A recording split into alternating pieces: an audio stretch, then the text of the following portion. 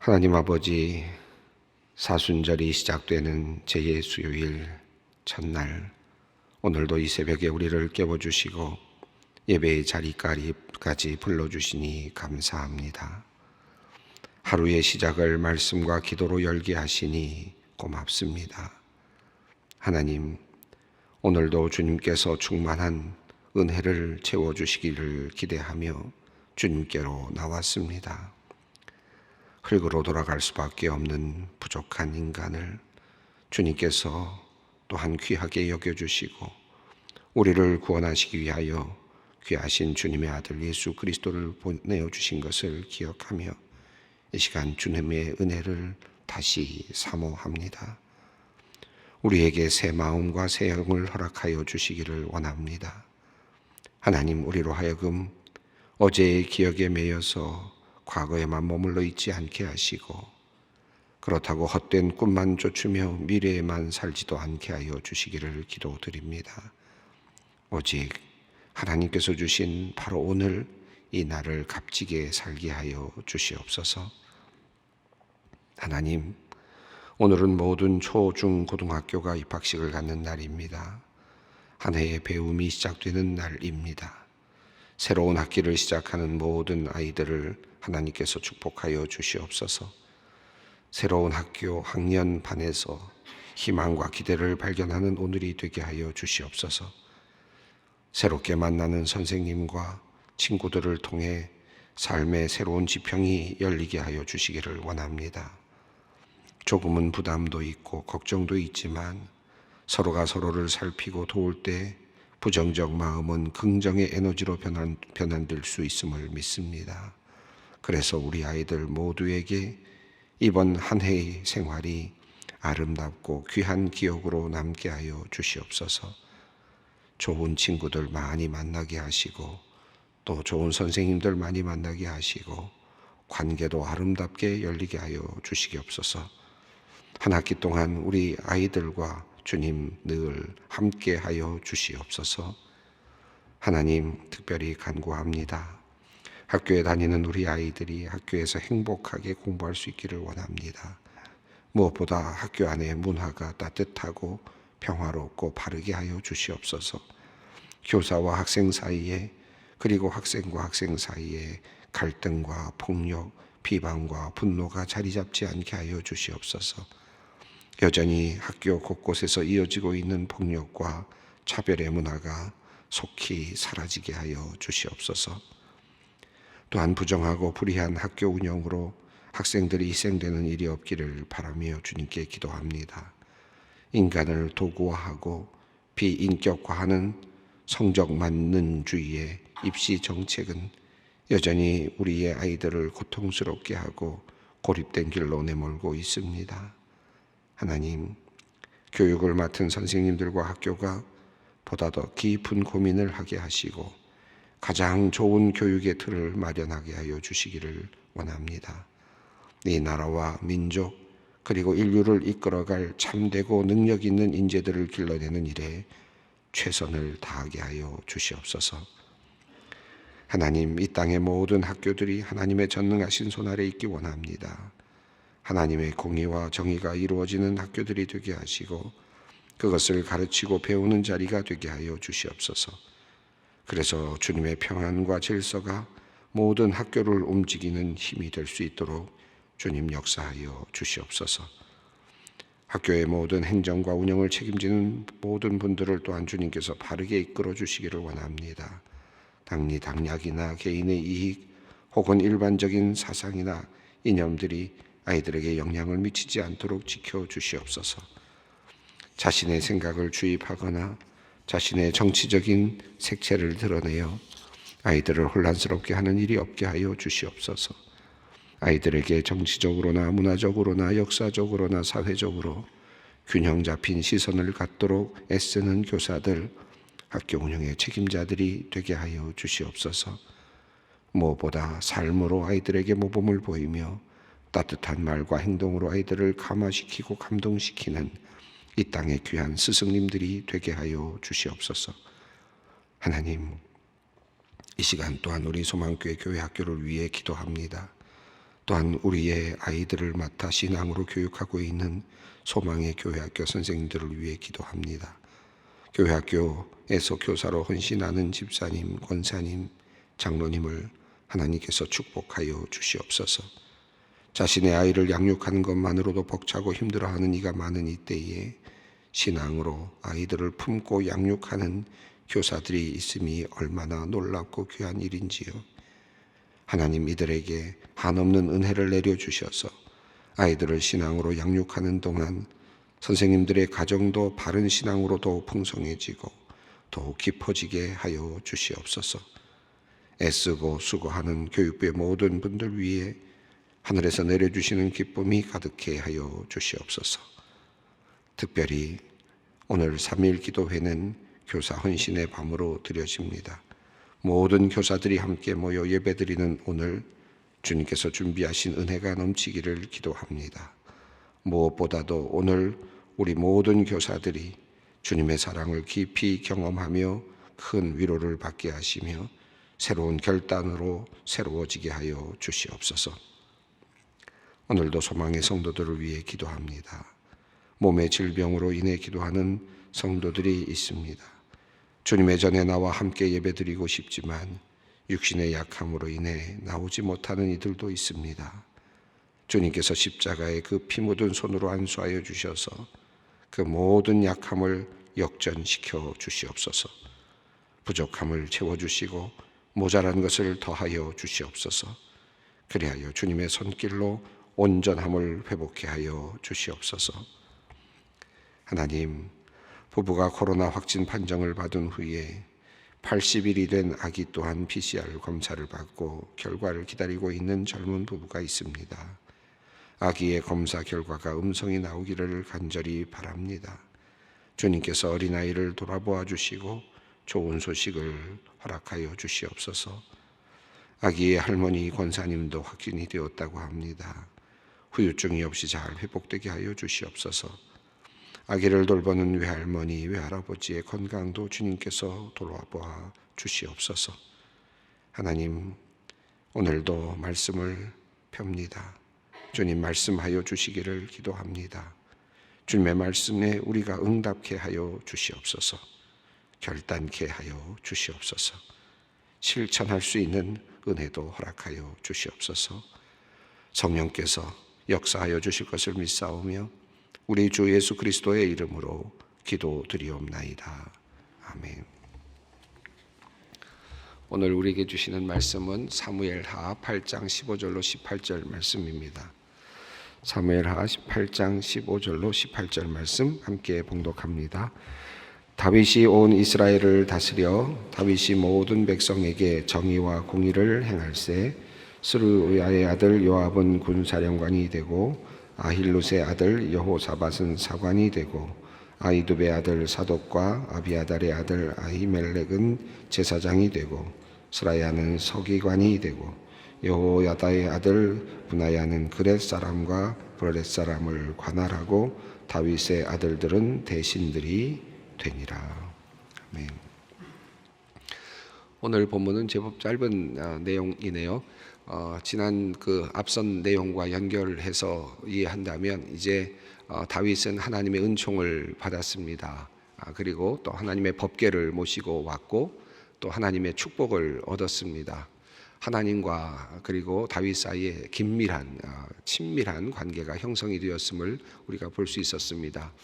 다윗은 하나님의 궤가 있는 곳을 아름다운 성전으로 짓기를 원했지만 하나님께서는 그것을 거절하시면서 내가 너와 함께 하겠고 너의 왕국을 세우겠고 또 너의 가문을 세워주겠다라고 하는 아주 큰 약속을 해주셨습니다. 그리고 그 약속들이 이루어지는 장면이 이제 계속 이어지고 있습니다. 첫 번째 우리가 어제 읽었던 말씀은 영토가 확장되는 내용이었습니다. 북으로 또 아람에 이르기까지 또 남으로는 에돔에 이르기까지 그 영토가 크게 확장되는 그런 장면이 나타났죠. 그래서 그 장면 속에서 북쪽에도 하나의 그 수비하는 그런 관할하는 그 군대를 두었고 남쪽에도 또 수비하는 관할하는 그런 군대를 두었다라고 하는 내용이 있었습니다. 또 서쪽으로는 블레셋 사람들을 완전히 이제 규합하였다라는 내용이 나왔고, 또 사해 동쪽에 있는 모압 지역도 또 이미 또 완전히 다스리게 되는, 또 종으로 삼는 그런 내용이 나왔습니다. 그래서 영토의 확장이 이제 이루어졌다 하는 내용이 이제 소개되었는데요. 오늘 본문은 이제 그 나라 안에서 이스라엘 백성들을 다스리는 다윗의 모습이 소개되고 있습니다. 평범한 이야기 같지만 또 이 이야기 속에서도 또 하나님께서 우리에게 주시는 말씀이 있는 줄 믿습니다. 우선 15절 말씀 읽어보겠습니다. 다윗이 온 이스라엘을 다스려 다윗이 모든 백성에게 정의와 공의를 행할 때. 다윗이 이제 이 15절 말씀은 16, 17, 18절까지의 모든 말씀을 하나로 묶는 그런 의미가 있다고 볼 수 있겠고, 또 다윗의 전체적인 통치 활동을 전체로 묶는 이제 그런 의미가 있다고 할 수 있겠습니다. 자, 우선 다윗은 이제 온 이스라엘을 다스렸다라고 표현을 했습니다. 모든 백성을 다스렸다라고 그렇게 표현을 했습니다.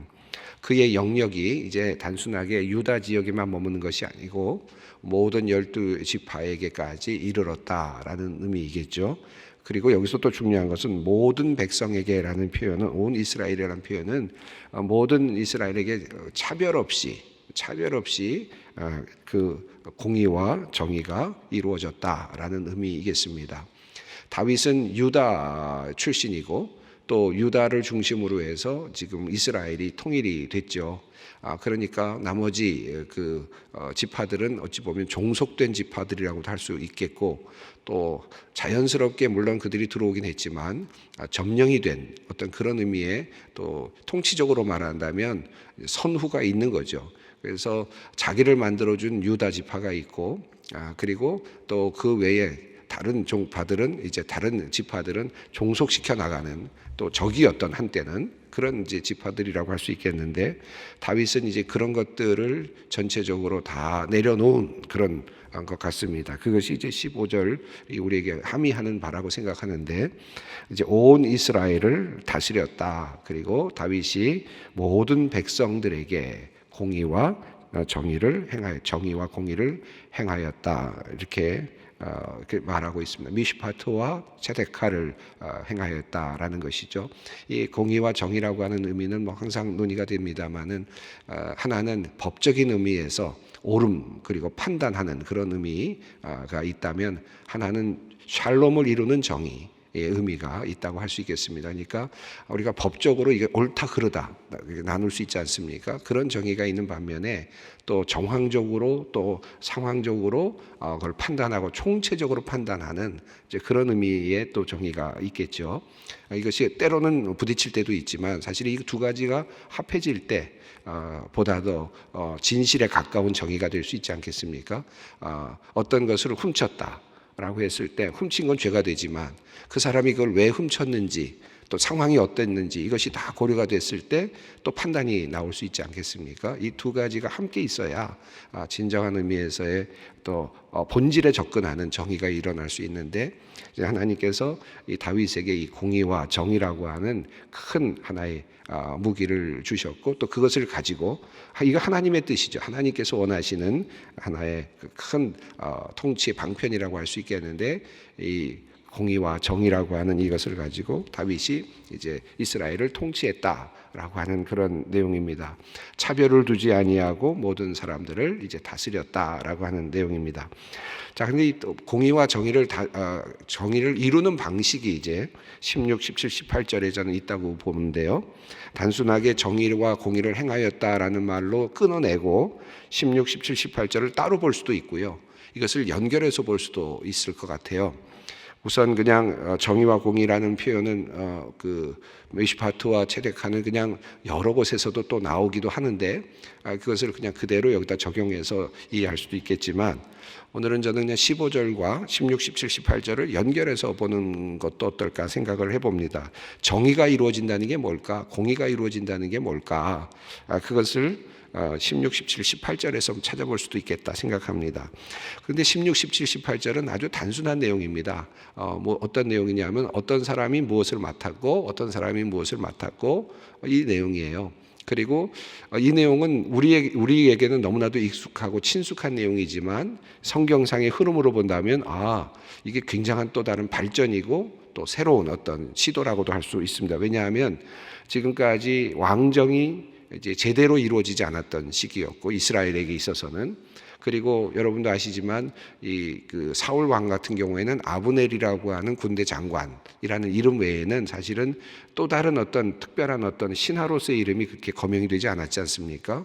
그러니까 그저 거의 사울 왕과 아브넬 그리고 뭐 왕자들 뭐 이런 정도의 사람들이 이제 이렇게 이제 있었다고 한다면, 이 다윗 왕부터는 이제 사람들이 늘어납니다. 그리고 다양한 사람들이 이제 국가를 이끌어가는, 나라를 이끌어가는 자리에서 역할을 하게 되는 그런 모습이 표현이 됩니다. 그러니까 이제는 정말 관료제가 이제 이루어지는 거죠. 그리고 전문적인 또 그 나라를 이끌어갈 사람들이 각자의 자리에서 일을 감당해내는 그런 모습을 이제 아주 초보적인 모습이지만 그런 모습을 보여주고 있는 부분이기도 합니다. 그래서 다윗이 혼자 다스린 것이 아니고 다윗이 공의와 정의를 다 베푼 것이 아니라 시스템이 공의와 정의를 만들어가는 거죠. 이제 그런 의미라고 볼 수 있겠습니다. 자, 16절을 읽겠습니다. 스루야의 아들 요압은 군사령관이 되고 아힐롯의 아들 여호사밧은 사관이 되고, 여기 보면 스루야의 아들 요압, 스루야는 다윗의 누이라고 그랬고 요압은 아브넬을 죽인 사람이죠. 조금 우리가 걱정을 했던 사람이기도 했습니다. 굉장히 좀 강한 성격을 가지고 있고 원수를 갚는 이제 그런 모습이요. 물론 군인다운 모습이지만 다윗 시기에 요압은 이제 끝까지 사실은 요압은 아주 군대 장관으로서 큰 역할을 사실 감당을 합니다. 군인다운 사람이죠. 그리고 싸움에 능한 사람이고 전투적인 사람이라고 할 수 있겠습니다. 나라에 이런 사람이 있어야 되겠죠. 나라를 지키기 위해서는 적어도 용맹한 군인이 있어야죠. 그리고 물불 안 가리고 그렇게 전투에 나갈 수 있는 그런 사람이 반드시 있어야 할 것입니다. 스루야의 아들 요압은 군사령관이 되었다 라는 표현이 있습니다. 그리고 나서 재미있는 표현이 이제 오늘 16절에 나오는데 아힐롯의 아들 여호사밧은 사관이 되었다, 이렇게 되어 있습니다. 사관이 되었다. 이 굉장히 중요한 것 같아요. 저는 이 16절에서 공의와 정의라고 하는 개념이 무엇일까? 이 다윗이 자신의 성품 안에서 공의를 베풀고 그리고 정의를 베풀고 혼자 어떻게 다 하겠습니까? 물론 본인 스스로가 공의와 정의를 나름대로 실현하려고 노력했겠지만 공의와 정의가 이루어지기 위해서는 사회적인 시스템이 필요했던 것이고 그 사회적인 시스템 안에는 사람들이 또 있었다라고 할 수 있겠죠. 여기 보면 사관이 되었다라는 말은 글을 쓰는 사람입니다. 이 글을 쓴다는 말이 정확하지 않은데, 왜냐하면 뒤에 또 서기관이라는 표현도 또 있거든요. 그러니까 사관과 서기관이 어떻게 구별이 되는지 정확하게 우리가 알 수는 없는데, 하지만 중요한 것은 글을 쓰는 리코더입니다. 그러니까 무슨 일이 있었는지를 계속해서 적어가는 거죠. 우리나라에도 사관이 있었다고 하지 않습니까? 이 사관이 있다는 거 굉장히 중요하지 않습니까? 우리나라에도 그 전 왕이 다스린 동안에 사관이 쓴 것은 그 당시 왕이 그 사료를 볼 수가 없었다. 뭐 그런 제가 그런 거를 읽은 적이 있었던 것 같은데 당연히 그래야만 될 것 같아요. 그런데 이 사관이 있다는 말은, 역사를 쓰는 사람이 있다는 말은 그것의 옳음과 그름을 판단할 수 있는 근거를 마련하는 것 아니겠습니까? 하나님이 계시는 것, 하나님이 우리를 보고 계신다라고 하는 그런 관점에서 우리가 살아야 되지만, 우리 하나님께서 우리를 보고 계신, 우리의 판단과 우리의 모든 것을 보고 계신다라고 하는 것을 늘 느끼고 살아야 되는데, 그러지 못한 인간들에게 또 다른 하나의 그 뭐라 그럴까요? 우리를 경종을 울린다 그럴까? 긴장하게 만드는 게 뭐겠습니까? 옆에 있는 사람이 계속해서 글을 써가는 거죠. 판단하고 다시 정돈하고 그것을 평가하는 일을 계속해서 해나가는 것이죠. 굉장히 귀찮은 일이죠. 그리고 또 불편합니다.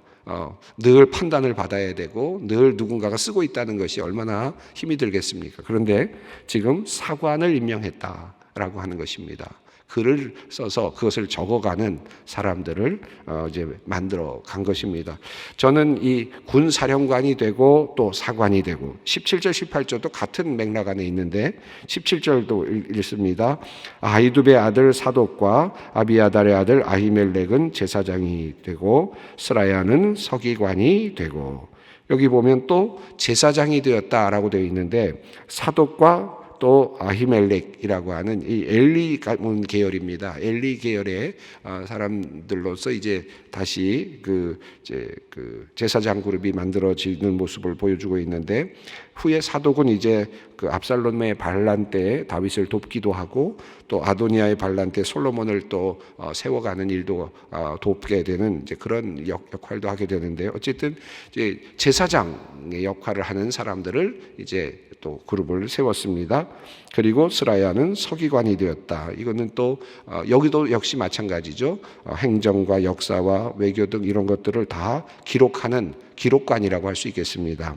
그래서 여기 보면 16절과 17절에 기록관이라는 표현이 두 번이나 나옵니다. 기록하는 사람, 또 기록하는 사람. 어찌 보면 견제적인 의미이기도 하겠고 평가적인 의미도 있겠습니다. 자, 18절 말씀입니다. 여호야다의 아들 브나야는 그렛 사람과 블렛 사람을 관할하고 다윗의 아들들은 대신들이 되니라. 여기도 보면 이제 군대 장관이 있는데요. 보시면 스루야의 아들 요압은 군사령관이 되었다. 그러니까 군사력을 완전히 관장하는 사람 아니겠습니까? 근데 18절을 보면 브나야라는 사람이 나오는데 그렛 사람과 블렛 사람을 관할하고 되어 있습니다. 이 블렛 사람과 그렛 사람이라는 표현이, 그렛은 크레테라고 하는 지역 사람이니까 외국인들로 이해를 할 수 있겠습니다. 그래서 블렛은 블레셋과 관련이 되는 것처럼 보이는데요. 어쨌든 다 외국인들로 이해를 하는 것이 좋을 것 같습니다. 아마 그래서 학자들은 이 부분을 용병들, 외국에서 데려온 그런 군사들 또는 특별하게 어떤 돈을 주고 그 군사력을 사는 이제 그런 의미의 사람들로 그렇게 이해를 하기도 합니다. 자, 브나야는 그러니까 외국 군대 용병들을 관리하는 또 다른 관할의 책무를 맡았다. 그러니까 군사력으로 보아도 단순하게 한 사람에게 모든 것이 다 집중되지 않았다라는 의미도 되겠습니다. 한쪽에는 이스라엘 군사를 이끌어가는, 군사력을 이끌어가는 하나의 군사령관을 두었고, 또 용병들은 또 용병들대로 또 다른 하나의 그 사령관을 두었다라는 의미로도 해석이 되겠습니다. 또 다윗의 아들들은 대신이 되었다. 여기서 대신들은 여기서 원어로는 제사장으로 되어 있어서 좀 혼란스럽기는 합니다. 그런데 맥락상으로 본다면, 그리고 역대서를 본다면, 역대상을 본다면 18장 이후에 보면 이것이 대신들로 되어 있는 것으로 봐서 왕을 모시는 하나의 대신들로 이해하면 좋을 것 같습니다. 자, 그러면 여기 본문을 쭉 전체적으로 보면 단순하지만 한 가지 우리가 생각해 볼 수 있는 것이 있는데, 다윗이 이제 온 이스라엘을 다스렸다. 온 이스라엘을 공평과 정의와 공의로 다스렸다. 정의와 공의를 다스리는 것은 하나의 개인적인 다윗의 성품에서 나오는 것이 아니라, 개인적인 다윗의 능력에서만 나오는 것이 아니라, 그것을 어떻게 잘 관리할 수 있는 체계를 만드느냐 하는 데서부터 나왔다는 것이죠. 그런데 중요한 것은 서로가 견제할 수 있는 힘을 둠으로써 공의와 정의가 이루어질 수 있는 길을 열어가고 있다. 다윗의 어떤 특별한 하나의 이제 또 다윗 이후에 이제 이루어지는 이제 이스라엘 왕국의 매우 중요한 특징이라고도 할 수 있겠습니다.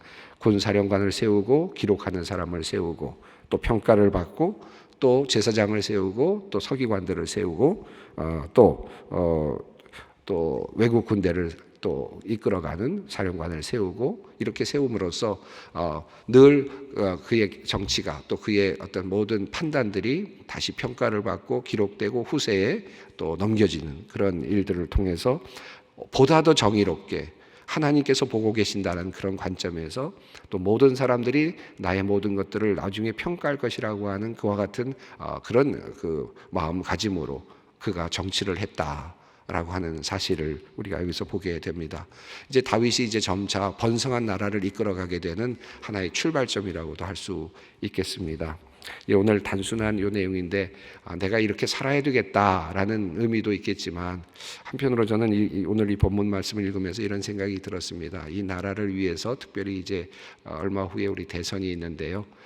우리 어느 대통령이 이제 될지 우리가 이제 사실은 요즘에 초미의 관심들이 있는 것 같은데 누가 되든지 사실 중요한 것은 어떻게 이 나라가 공의롭게 정의롭게 이루어질 수 있는 체계가 잘 잡히느냐, 또 견제와 균형이 잘 이루어져서 누군가가 어떤 사람이 독재하거나 또는 자기 마음대로 끌고 가거나 하던 것이 아니라 서로가 모든 것이 다 합력하여서, 그리고 또 모든 사람들이 내가 지금 하고 있는 이 역사를 다스리고 또 이 정치를 하는 사람들이 정말 내가 하는 것이 아니라 모든 사람들이 보고 있다고 하는 그런 마음가짐을 가지고 청지기의 직분을 감당해야 되지 않겠나, 그런 생각이 듭니다. 이 나라가, 우리나라가 그런 면에서 보다도 성숙한, 그리고 좀 더 정말 공의와 정의가 잘 자리매김되는 그런 구조와 또 나라가 되었으면 좋겠다, 그런 마음으로 이 나라를 위해서 한번 또 함께 기도하고 또 세워질 지도자를 위해서 기도하면 어떨까 하는 생각이 듭니다. 오늘 이 말씀 가지고 기도의 자리로 나아가겠습니다. 하늘에 계신 우리 아버지, 아버지의 이름을 거룩하게 하시며 아버지의 나라가 오게 하시며 아버지의 뜻이 하늘에서와 같이 땅에서도 이루어지게 하소서. 오늘 우리에게 일용할 양식을 주시고 우리가 우리에게 잘못한 사람을 용서하여 준 것 같이 우리 죄를 용서하여 주시고 우리를 시험에 빠지지 않게 하시고 악에서 구하소서. 나라와 권능과 영광이 영원히 아버지의 것입니다. 아멘.